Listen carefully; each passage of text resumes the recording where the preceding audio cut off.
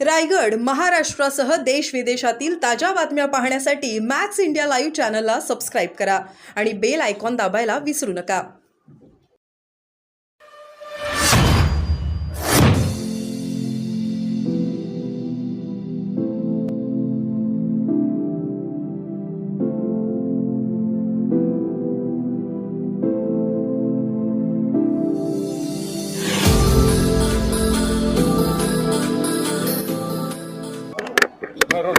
आज नेहमीप्रमाणे पवारसाहेब पुण्यातील मोदीबाग या कार्यालयामध्ये उपस्थित आहेत.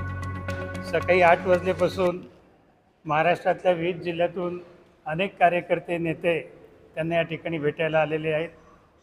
त्याच्यामध्ये शिवसेनेचे आहेत, शिवसेनेचे नेते आहेत, अकोल्यातून काही इच्छुक उमेदवार आले, धाराशिववरून काही इच्छुक उमेदवार आलेले आहेत आणि इतरही पक्षामधील अनेक लोक आज साहेबांना भेटत आहेत. विशेष म्हणजे पिंपरी चिंचवडचे माजी महापौर श्रीयुत आजमभाई पानसरे, तेथील अध्यक्ष तुषार कामटे यांच्या नेतृत्वाखाली पिंपरी चिंचवडचं एक मोठं शिष्टमंडळ आज साहेबांना भेटलं. साहेबांनी त्यांच्यासाठी 20 जुलैला पिंपरी चिंचवडमध्ये एक मोठ्या सभेचं आयोजन त्या ठिकाणी केलेलं आहे.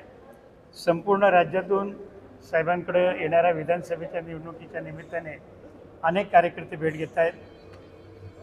त्यांची त्या मतदारसंघातील माहिती म्हणजे एकच उदाहरण द्यायचं झालं तर अकोल्यातील एक उमेदवार आत्ता त्यांना त्या ठिकाणी भेटायला आले होते.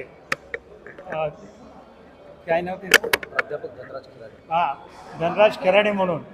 तर 2019ला त्या ठिकाणची काय परिस्थिती होती हे त्या उमेदवारांनी सांगण्याच्या अगोदर पवारसाहेबांनी त्या ठिकाणी सांगितलं की त्यावेळेला त्या ठिकाणी कोण उमेदवार होतं, त्यांना किती मतं पडली वगैरे हे सर्व त्यांनी त्या ठिकाणी सांगितले.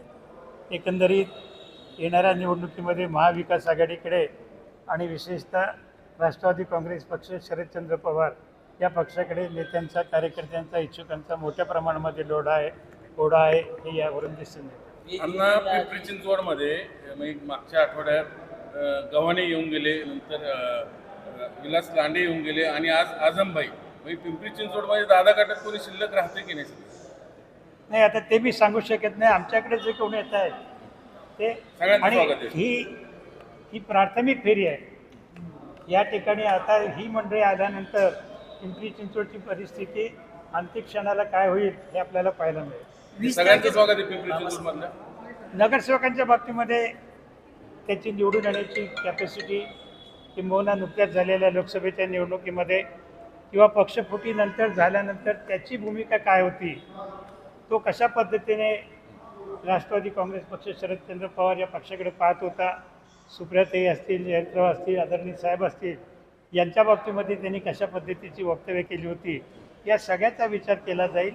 आणि ज्या मंडळींनी साथ दिली त्या मंडळींशी चर्चा करून, सल्लामसलत करून, त्यांचं मत आजमावून त्यांना प्रवेश दिले जाते. 20 तारखेचा जो कार्यक्रम आहे साहेबांचा, पक्षप्रवेश आहेत का काय नेमकं तो? अर्थात त्यावर पक्षप्रवेश होणारच ना. मोठ्या प्रमाणामध्ये सभा आहे. म्हणजे आत्ताच मला त्या ठिकाणी तिथले पिंपरी चिंचवडचे आमचे अध्यक्ष तुषार कामटे आणि महिला अध्यक्ष शेलवंत भेटल्या. त्यांनी त्या सभेला जवळपास 20,000 लोक उपस्थित राहतील अशा प्रकारची तयारी सुरू केलेली आहे. कोण कोण प्रवेश करेल त्या सभेत? अनेक माजी नगरसेवक आहेत, आजमभाई माजी आमदार सुद्धा येण्याची शक्यता आहे. ते त्यावेळेला प्रवेश करतात किंवा त्याच्या अगोदर करतात ते आपल्याला पाहावं लागेल. दुसरं असं, ठाकरे सेनेचे 2 माजी आमदार म्हणजे शहरातले कोथरूडचे चंद्रदादा मोकटे आणि हडपसरचे महादेव बाबर साहेबांना भेटायला आले. काय प्रवेश करतात की जागा मागतात? नाही, आता त्यांची नेमकी साहेबांशी काय चर्चा झाली याची मला काही कल्पना नाही. आणि शेवटी साहेबांना सगळेच भेटायला येणार, पण त्या ठिकाणी असलेली परिस्थिती, ती जागा कोणत्या पक्षाची होती, कोणत्या पक्षाकडे आहे याचा विचार केला जाईल. साधारणपणे आपल्याला निवडणुकीचं सूत्र माहिती आहे की ज्या पक्षाचा आमदार त्या ठिकाणी निवडून आलेला असतो त्याला ती जागा दिली जाते. आणि अर्थात शेवटी हा महाविकास आघाडीचे नेते आदरणीय पवारसाहेब असतील, राहुल गांधी असतील, उद्धव ठाकरे असतील, हे एकत्र बसून जो निर्णय घेतील तो तिन्ही पक्षाच्या कार्यकर्त्यांना, नेत्यांना मान्यच करावा लागेल आणि ते मान्य करतील.